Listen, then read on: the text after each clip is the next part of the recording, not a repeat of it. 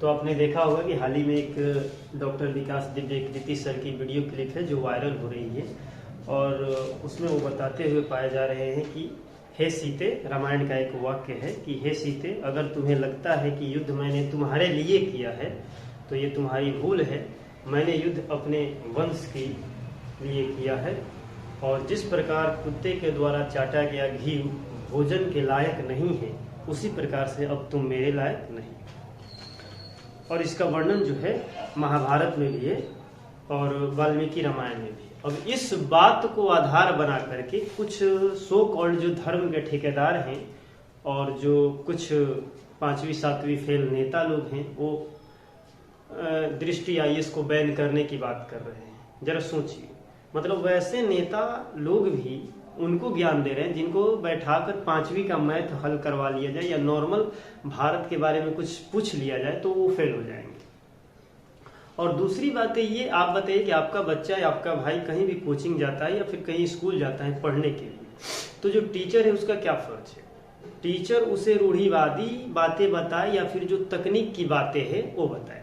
जैसे उदाहरण के लिए मैं कहूँ कि मैं या आपके पास कोई बच्चा जाए या आपका कोई बच्चा है तो मैं उसको क्या बताऊं कि पृथ्वी एक ग्रह है जो सूर्य की परिक्रमा करती है, या फिर मैं उसे ये बताऊं कि धरती पृथ्वी हमारी माँ है और इसको शेषनाग अपने फन पे धारण करते हैं, ये बताओ। फिर उसी प्रकार से अगर कुरान की बातें कर ले, मुस्लिम धर्म की अगर हम बात कर ले, तो उसी प्रकार से कुरान में लिखा गया है, जैसे साइंस कहता है कि पृथ्वी जो है गोलाकार और ध्रुवों पे चिपटी है, और कुरान में लिखा गया कि पृथ्वी जो है फ्लैट है, पृथ्वी जो है फ्लैट है, दरी की जैसे बिछी हुई है, earth is like a carpet.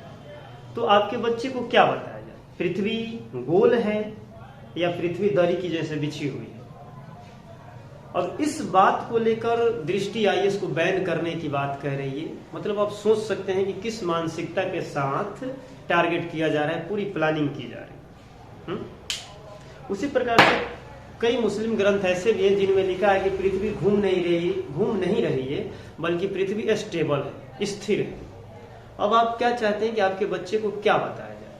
Science वाली और जो लॉजिकल बातें हैं, जो फैक्ट वाली बातें हैं वो बताई जाए, या फिर जो मन गढ़ंत बातें हैं वो बताई जाए?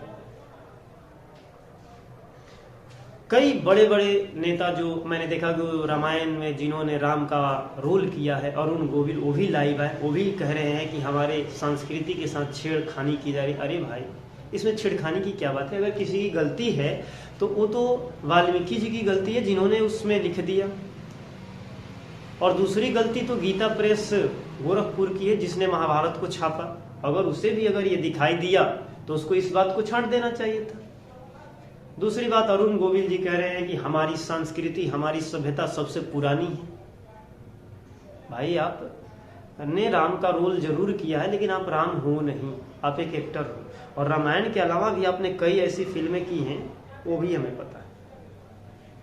और दूसरी बात है कि हमारी संस्कृति सबसे पुरानी है, तो इसका मतलब ये है कि आपको हिंदू धर्म के बारे में कुछ पता ही नहीं कि हिंदू धर्म जो है सनातन धर्म वैदिक धर्म है, और वैदिक धर्म से पहले कई सभ्यताएं थी, आपको ये पता होनी चाहिए।